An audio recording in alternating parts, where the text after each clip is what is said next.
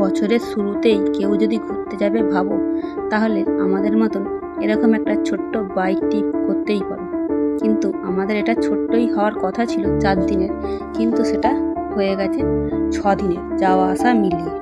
তো সেই 6 দিনে আমরা কোথায় গেলাম, কোথায় থাকলাম, সবই তোমাদের সঙ্গে শেয়ার করব। তার জন্য ইয়াস কিচেন অ্যান্ড ক্রাফট দেখতেই হবে। তো প্রথমে সকাল 6:30টায় 23শে জানুয়ারি ঘর থেকে বেরিয়ে পড়েছিলাম। আমাদের বাড়ি হলো বাঁকড়ায়। তো সেখান থেকে বেরিয়ে মৌখালি পেট্রোল পাম্প থেকে তেল ভরেছিলাম, ভরে নিয়ে বেরিয়ে পড়েছিলাম। তখন বাজে 7:10। তাহলে 7:10-এ বেরিয়ে কোলাঘাট পৌঁছেছি কটার সময় জানো? 8:30টার মধ্যে পৌঁছে গেছি। পুরো 60 কিলোমিটার। সেখানে গিয়ে আমরা স্টপেজ নিয়েছি। আর আমাদের টিমে 2টো বাইক গেছে বলে মেম্বার ছিলাম 5 জন। যেহেতু একটা বাইকে 2 জন করে যাওয়া যায়, কিন্তু ছেলেটাকে তো আর রেখে যাওয়া যায় না, তাই আমাদের বাইকে আমরা 3 জন ছিলাম। তো 23শে জানুয়ারি আবার সঙ্গে সরস্বতী পুজো। তো রাস্তায় কিন্তু বাজারের দিকগুলোতে ভিড়ই পেয়েছি, আর হাই রোডটা মোটামুটি ফাঁকাই ছিল। তো সেই হিসাবে প্রথমে আমরা NH-16 ধরে যাচ্ছিলাম। আর এটা আমাদের 2 number toll plaza, Debra toll plaza. প্রথমে আমরা কিন্তু ধুলোগড়ের কাছে একটা টোল প্লাজা পেয়েছিলাম, কিন্তু সেটা ভিডিও করা হয়নি। যেহেতু এই ফার্স্ট টাইম ভিডিও করছি, তাই অনেক ভুল হতেই পারে। তো 2 নম্বর টোল প্লাজা ক্রস করে আমরা এগিয়েই চলেছি। দেখো বাঁ সাইডে কি সুন্দর আম গাছের বাগান লাগানো আছে। তো রাস্তার ভিউ দেখতে দেখতে আমরা কিন্তু এগিয়ে যাচ্ছি। কিন্তু আমরা যখন কোলাঘাটে 5 মিনিটের মতন দাঁড়িয়েছিলাম, সেই সময় আমাদের মধ্যে কথাবার্তা হলো যে আমরা কেওনঝড় ডাইরেক্ট না গিয়ে যোশীপুরে আজকে প্রথমে যাব। যোশীপুর থেকে শিমিলিপাল টাইগার রিজার্ভ ফরেস্ট ভ্রমণ করে তারপরে কেওনঝড় যাব। তো সেই হিসাবে আমরা তো ছিলাম NH-16-এ, আমাদের এবারে রুটটা চেঞ্জ করতে হবে। NH-49 মানে মুম্বাই রোড। তো সেই হিসাবে গাড়ি আবার মুম্বাই রোডের দিকে এগিয়ে চলেছে। কিন্তু এত অবধি রাস্তা পুরোটাই ভালো ছিল, আর যানজট খুব একটা ছিল না, যেহেতু ছুটির বাজার ছিল।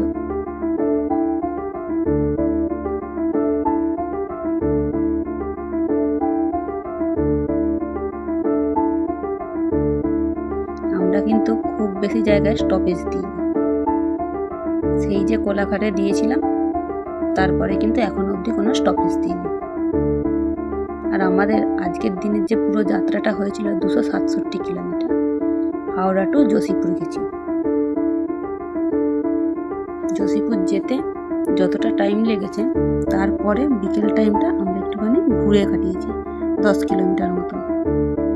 তাহলে সেই মিলিয়ে মোট 267 কিলোমিটার আজকের রাইড ছিল আমাদের।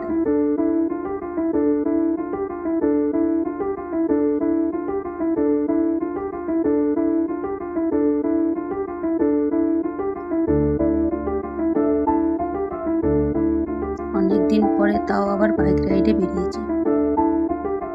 সেই আগস্টে যখন ছুটি পেয়েছিলাম তখন গেছিলাম শিটং, কিন্তু তখন আমি আর আমার কর্তাই শুধু একা গেছিলাম, ছেলেকে রেখে দিয়ে গেছিলাম। কিন্তু এবারে যেহেতু সরস্বতী পুজোর ছুটি আছে, তাই ছেলেকেও নিয়ে গেলাম। আর আমাদের সঙ্গে ছিল আমার বোন আর বোনের বোন, তারা তাদের গাড়িতে যাচ্ছিল আর আমরা আমাদের গাড়িতে। আমাদের কিন্তু কোনো কিছু হোটেল বুকও ছিল না, কিচ্ছু না। ভয়ও লাগছিল যে গিয়ে যদি হোটেল না পাই বা রেট যদি খুব উল্টোপাল্টা বলে তাহলে কি হবে। কিন্তু কি করা যাবে, বেরিয়ে যখন পড়েছে দেখা যাক কত দূর কি হয়। তো যখনই খড়গপুর ছেড়ে দেবো, মুম্বাই রোডে ঢুকে যাব, তারপর থেকেই দেখবে লালমাটির রাস্তা শুরু হয়ে যাবে। কারণ পশ্চিম মেদিনীপুর বা ঝাড়গ্রাম এগুলো পুরোটাই কিন্তু লালমাটির রাস্তা। আমরা কিন্তু ঝাড়গ্রাম ডিস্ট্রিক্টের উপর দিয়ে যাব। খেমাশুলি, লোধাশুলি এইসব জায়গাগুলো পার করতে করতে কিন্তু আমরা যাব।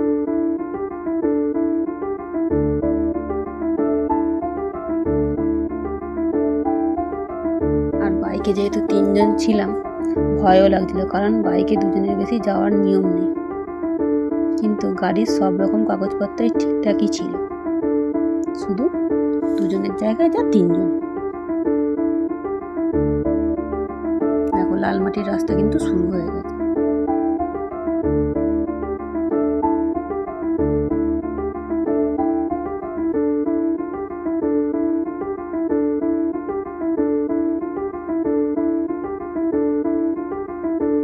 আর আমরা যে পুরোটা ঘুরেছি, মানে 6 দিন ধরে যে যেই জায়গাগুলো গেছি, সেই সব জায়গাগুলোর রুট ম্যাপ কিন্তু আমরা করিনি। আমার বোনের বর এই সব কিছুর দায়িত্ব নিয়েছিল, আর ম্যাপ দেখে যাচ্ছিল আমার বোন। তাই আমাদের ম্যাপ দেখার ঝামেলা ছিল না, শুধু গাড়ি চালিয়ে নিয়ে যাচ্ছিল আমার কর্তা, আর আমরা পিছনে বসে বসে যাচ্ছিলাম। দেখো এখানে কিন্তু আবার হাইওয়েতে কাজ হচ্ছে, তাই সাইড দিয়ে ডাইভারশন দিয়ে আমাদের যেতে হলো, কিন্তু রাস্তাটাও ভালোই ছিল। এরকম খালি রাস্তায় যেতে কিন্তু খুব ভালো লাগে। যখনই রাস্তায় জ্যাম থাকবে তখন যেন গাড়িতে বসে থাকতে খুব কষ্ট হয়। তাই রাস্তা ফাঁকা ছিল বলে যেতেও খুবই ভালো লেগেছে।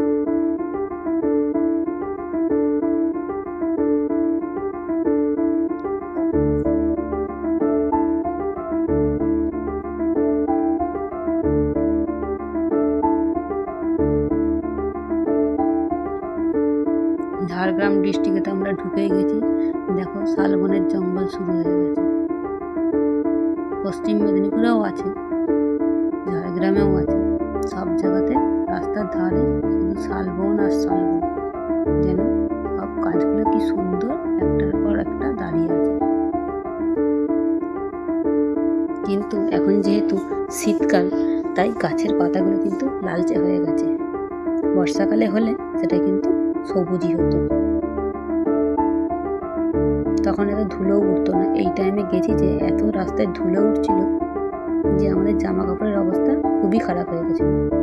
তো আমরা কিন্তু খেমাশুলি অবধি পৌঁছেই গেলাম। খেমাশুলি পেরিয়ে যাওয়ার পরে কিন্তু লোধাশুলির জঙ্গলও আছে।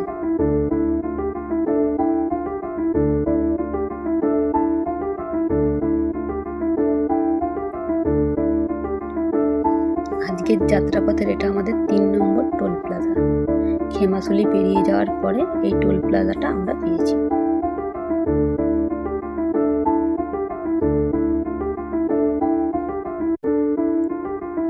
সামনে যেই গাড়িটা যাচ্ছে সেটাতে আমার বোন আর বোনের বর কিন্তু আছে। ওরা আমাদেরকে রাস্তা দেখিয়ে দেখিয়ে নিয়ে যাচ্ছে, কারণ আমরা এই রাস্তায় আগে কোনোদিনও আসিনি।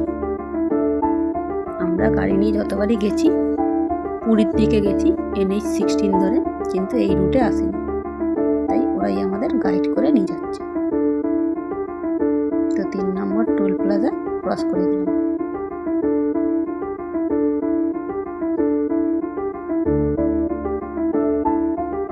এখানেও দেখো রোডের কাজ হচ্ছে, কিন্তু রোডের কাজ হচ্ছে বলে ডাইভারশন রাস্তাটাও কিন্তু ভালো, তাই অসুবিধা হয়নি।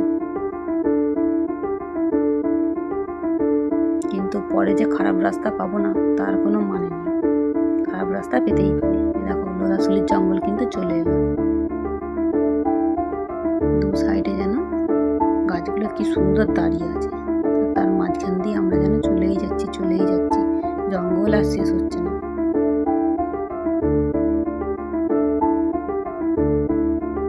তবে বাইকে করে গেছি বলেই এই ভিউগুলো আমরা দেখতে পেয়েছি, কিন্তু যদি কেউ ট্রেনে করে যায় তাহলে কিন্তু এরকমভাবে ভিউগুলো কেউ দেখতে পাবে না।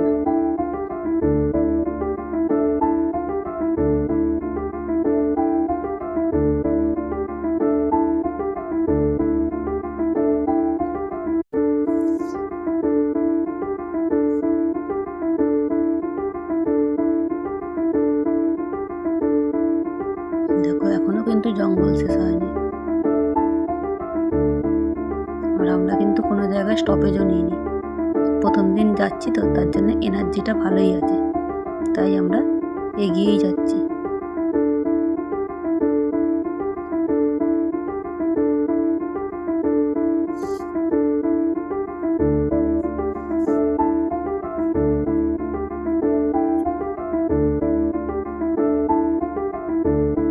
পুরোটাই কিন্তু শালবনেরই জঙ্গল।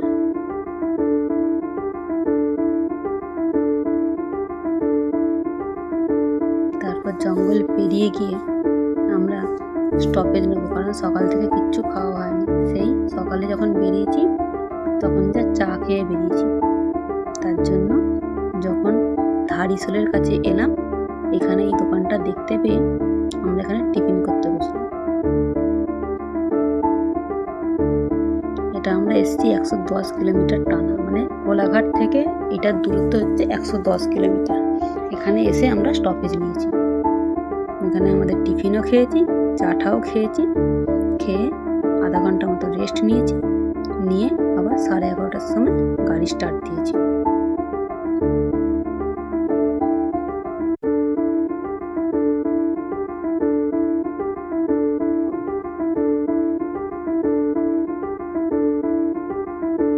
এবারে কোথায় গিয়ে দাঁড়াবো বলো তো? সেই যোশীপুরে গিয়ে। তার আগে কিন্তু কোথাও দাঁড়াবো না বলেই দিয়েছে আমার কর্তা, কারণ বলল যে যদি বারবার দাঁড়াই তাহলে আবার শেষে গিয়ে ওখানে কোথাও কিছু ঘুরতে পারবো। তো তার জন্য আমরা কিন্তু আর কোনো জায়গায় দাঁড়াইনি, ময়ূরভঞ্জ ডিস্ট্রিক্ট কিন্তু আমরা ঢুকে পড়েছি। তো সেখানে ঢোকার পর থেকে কিন্তু সাইডে সাইডে পাথরের টিলা দেখতে পাওয়া গেছে। তার জন্যই আমার বোনের বর এই রাস্তাটাকে চুজ করেছিল যাওয়ার জন্য, যাতে প্রথম দিন থেকেই আমরা পাহাড়ের ফ্লেভারটা পাই। তো আমরা কিন্তু বালাসোরের দিকে যাইনি, মুম্বাই রোড ধরেই যাচ্ছি।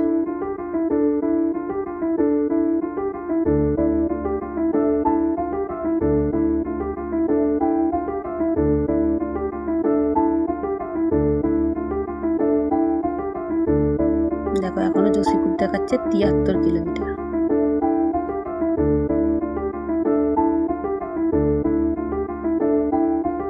এবারে আমাদের 4 নম্বর টোল প্লাজা আমরা ক্রস করব।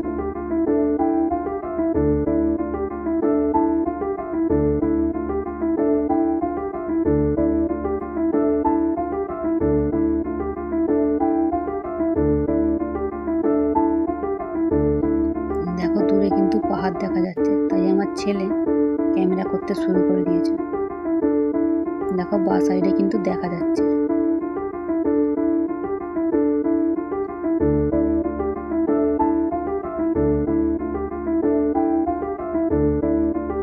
ডান দিকে বাঁ দিকে সব দিকে যেন পাহাড় আর পাহাড়, আর আমরা তার মাঝখান দিয়ে যেন যাচ্ছি। এরকম দৃশ্য যদি দেখতে দেখতে যাওয়া হয় তাহলে কিন্তু রোদ্দুরও গায়ে লাগবে না, যত কষ্টই হোক সহ্য করে নেওয়া যাবে। কারণ যেই বেলাটা বাড়ছিল রোদ্দুরের তেজও কিন্তু বাড়ছিল, তাই দৃশ্য দেখতে দেখতে আমরা চলেই যাচ্ছি। আর আমার ছেলে ক্যামেরা করছে গোপ্রোতে। দেখো পাহাড় কেটে কিভাবে রাস্তা তৈরি হচ্ছে, পুরো জায়গাতেই কিন্তু কাজ হচ্ছে। আর এখানে স্পিড লিমিট ছিল 20 কিলোমিটার পার ঘন্টায়, কারণ এমনিতেই পাহাড়ি রাস্তা, তার সঙ্গে রাস্তার কাজ হচ্ছে, আর লরির চাপটা প্রচুর ছিল। শুধু লরি আর লরি দেখতে হবে, মানুষজন তো খুব কম।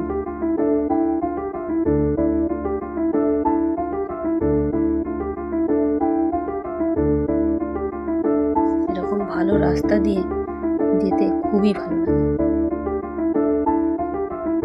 কিন্তু যেহেতু এখানে কাজ হচ্ছে তাহলে নিশ্চয়ই খারাপ রাস্তাও পাবো।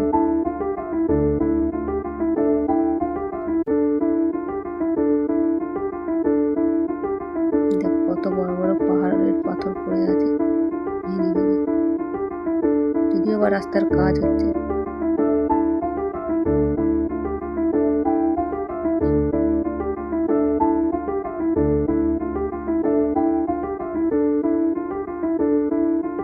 দু এক বছরের মধ্যে কাজ কমপ্লিট হয়ে গেলে তখন কিন্তু এরকম দৃশ্য দেখা যাবে না।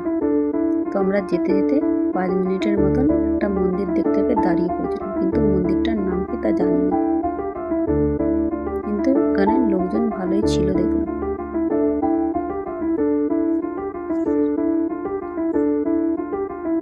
এখানে 5-7 মিনিট কাটানোর পরে আমরা আবার এগিয়ে চললাম।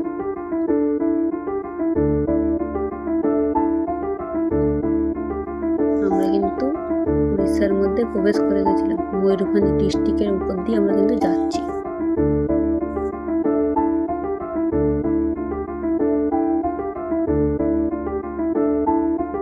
তার মধ্যেই পড়ে যোশীপুর। রাস্তার কাজ হচ্ছে বলে যা ধুলো উঠছে, দেখো গাছের পাতাগুলো পুরো লাল লাল হয়ে গেছে।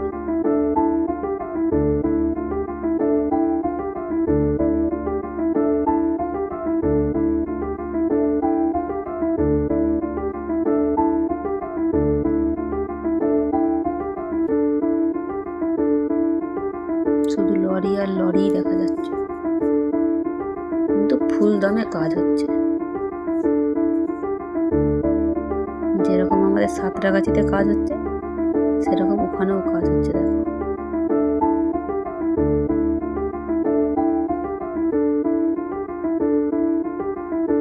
শুধু পাহাড় আর পাহাড়।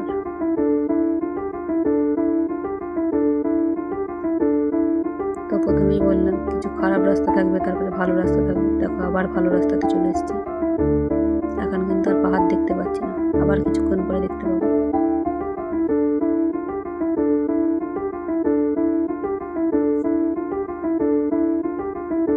কিন্তু এইভাবে পাহাড় দেখতে দেখতে আমরা যেন এগিয়েই চলেছি। রাস্তা যেন এখনো শেষ হচ্ছে না। কখন যে যোশীপুর পৌঁছাবো আর কখন যে তার আশেপাশের এলাকা ঘুরে দেখবো, তাই নিয়ে আমাদের কিন্তু অনেক কিছু কিন্তু বোধও আছে, কারণ এই ফার্স্ট টাইম আমরা ওখানে যাচ্ছি।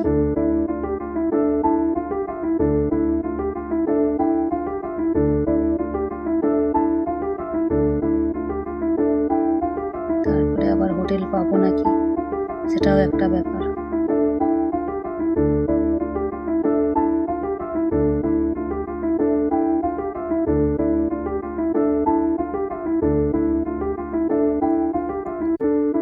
আবার তার সঙ্গে খিদেও পেয়ে গেছে, দুটো তো বেজেই গেছে। কিন্তু আবার দেখো পাহাড়ের দেখা মিলে গেছে। কত দূরে দেখো পাহাড়গুলো কি সুন্দর, একটার উপরে একটা। যেন ছোটবেলায় যখন আমরা আঁকতাম তখন যেরকম পাহাড়ের ডিজাইন আঁকতাম সেরকম দেখতে লাগছে পুরো।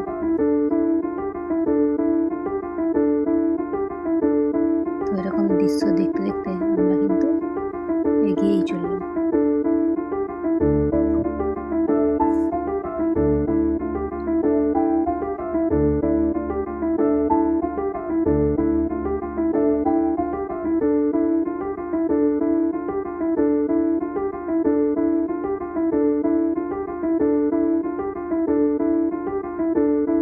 কিন্তু রাস্তাটা দেখো কি সুন্দর।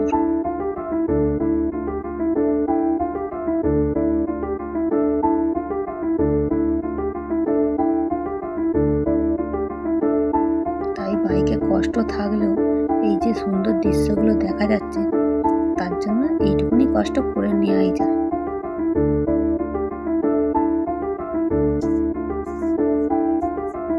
তো দেখো এখানে টোল রোড সমাপ্ত হয়ে গেল। তারপর থেকে দেখো খারাপ রাস্তা, মানে এতটাই খারাপ যে বলার মতন নয়। কিন্তু যদিও বা একটাই স্বস্তি যে রাস্তার কাজ রানিং চলছে। ওই 1-2 বছরের পরে কেউ যদি যায় এই রাস্তা দিয়ে তাহলে সে ভালো মোলায়েম রাস্তাই পাবে। কিন্তু আমাদের ভাগ্য খারাপ, তাই আমরা খারাপ রাস্তা পেলাম।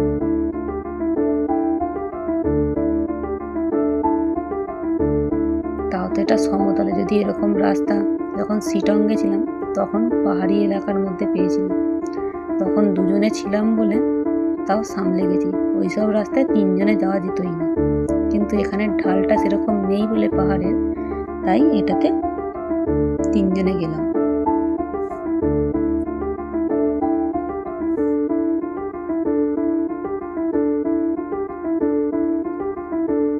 এত ধুলে উঠছে যে আমাদের যে জামা কাপড়ের অবস্থা হয়েছিল দেখলে বুঝতে পারতে।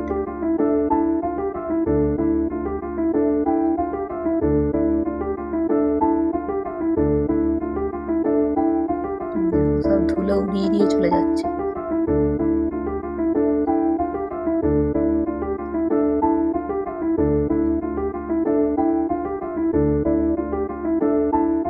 তো এইভাবে আমরা পৌঁছে গেলাম আমাদের 5 নম্বর টোল গেটের কাছে।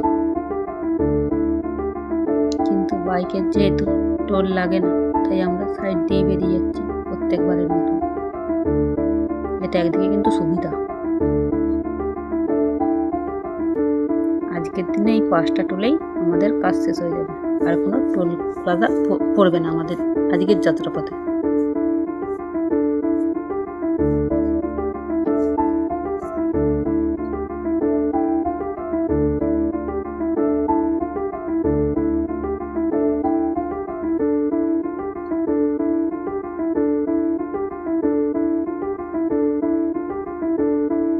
এবারে আমরা শেষ পর্যায়ে গিয়ে কোথায় দাঁড়াবো বলতো? যোশীপুরে। তার আগে কোথাও দাঁড়াবো না। সুন্দর দৃশ্য দেখতে দেখতে আমরা কিন্তু যোশীপুরের দিকেই এগিয়ে চলেছি, কিন্তু যোশীপুর এখনো আসেনি।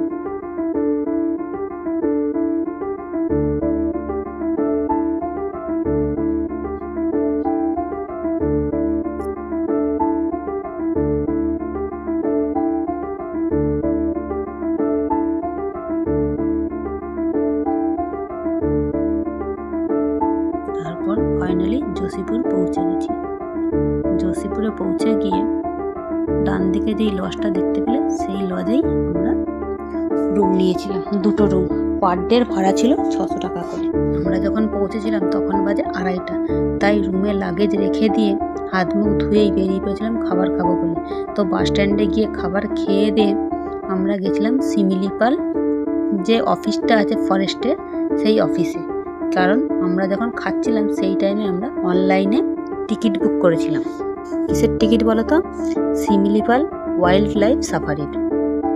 তো তার জন্য টিকিটটা তো বুক করেছি, কিন্তু ওইটার যে কোথা দিয়ে কি যেতে হবে বা কি বৃত্তান্ত সেগুলো তো জানি না। তাই জানার জন্য আমরা এই অফিসে গেছিলাম, গিয়ে অনেক কিছু জানতে পেরেছি।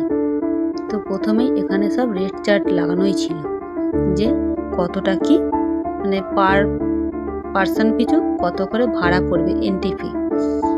সেটা লোক বেশি থাকলে তার জন্য আলাদা, লোক কম থাকলে আলাদা। আর এগুলো পুরোটাই একটা ওয়েবসাইটের মাধ্যমে করতে হয়, www.similipal.org। আর আমরা তো ওয়াইল্ড লাইফ সাফারির টিকিট বুক করেছিলাম অনলাইনে, যার মূল্য ছিল 4,500 টাকা একটা গাড়ির। একটা গাড়িতে 6 জন যেতে পারবে।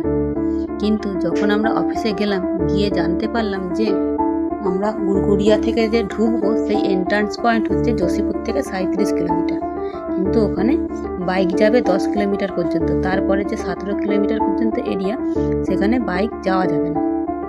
বা কেউ যদি প্রাইভেট গাড়ি নিয়ে আসে, সে হয়তো ভিতর অবধি ঢুকলো, কিন্তু সাফারির জন্য তাকে অনলাইনেই টিকিট বুক করতে হবে। তো গেছিলাম বলে জানতে পারলাম, নাহলে আমরা জানতাম না, ভোরবেলায় বেরিয়ে যেতাম, গিয়ে অর্ধেক রাস্তায় গিয়ে আটকে পড়ে থাকতাম। তো সেই হিসাবে ওখানেই তাই একটা আবার গাড়ি ঠিক করলাম, যা আমাদের সকালবেলায় যোশীপুর থেকে গুড়গুড়িয়া পর্যন্ত নিয়ে যাবে। নিয়ে গিয়ে ওখানেই সে ওয়েট করবে আমাদের। তারপরে যখন সাফারি শেষ হয়ে যাবে, তারপরে আমাদেরকে আবার অন্য যে শিমলিপালের যে অন্য যে জায়গাগুলো যেখানে বাইক প্রবেশ করা যায় না, সেখানে নিয়ে যাবে। তো সেখানে সব বুক ঠুক করে একটুখানি টাইম ছিল, তাই তখন সবাইকে জিজ্ঞেস করলাম যে কোথায় যাওয়া যায়। তখন তারা বলল যে রামতীর্থ নেচার পার্কটা এখানে সামনেই আছে, যা এখান থেকে 3 কিলোমিটার দূরে। তো আমরা সেইখানে যাব বলে বাইক নিয়ে আবার বেরিয়ে পড়লাম। তো এখানেও দেখো সেই শাল গাছেরই জঙ্গল দেখা যাচ্ছে।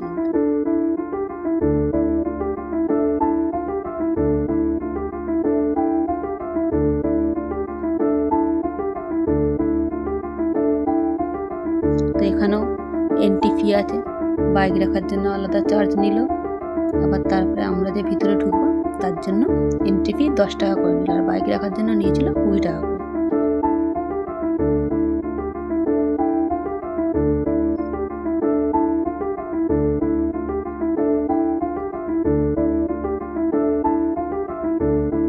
তো আমরা টিকিট কেটে ঢুকে পড়লাম। এখানে আবার কুমিরও কিন্তু দেখতে পাওয়া গেছে, ওই দেখো কুমির শুয়ে আছে।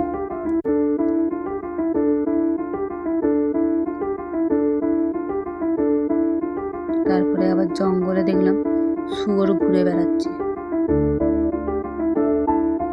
তারপর আমরা এই জঙ্গলটা পেরিয়ে এগিয়ে চললাম নদীর ধারে। এটা হলো খায়রি নদী।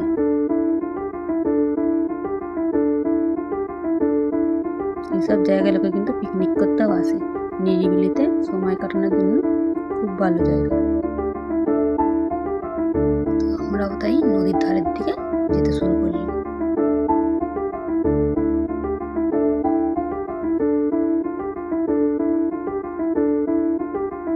ভিউটা শুধু একবার দেখো, কি সুন্দর।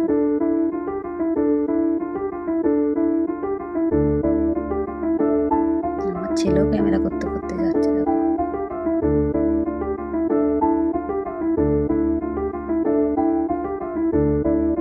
আর যেহেতু বিকেল দিক করে এসেছিলাম, তাই রোদ্দুরের তেজটাও সেরকম ছিল না, তাই ওখানটা সন্ধে অবধি বসেই ছিলাম।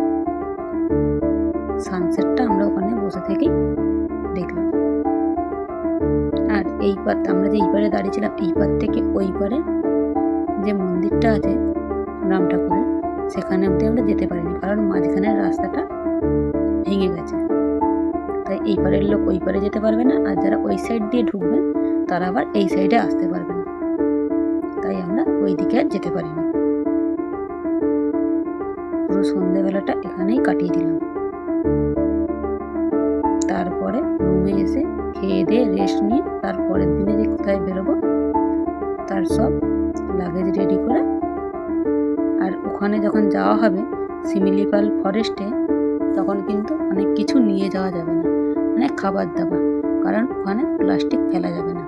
আর এটা হচ্ছে রাম ঠাকুরের পায়ের ছাপ যা ওইখানে রয়েছে, তাই সেটারও একটা ছবি তুলে ফেললাম।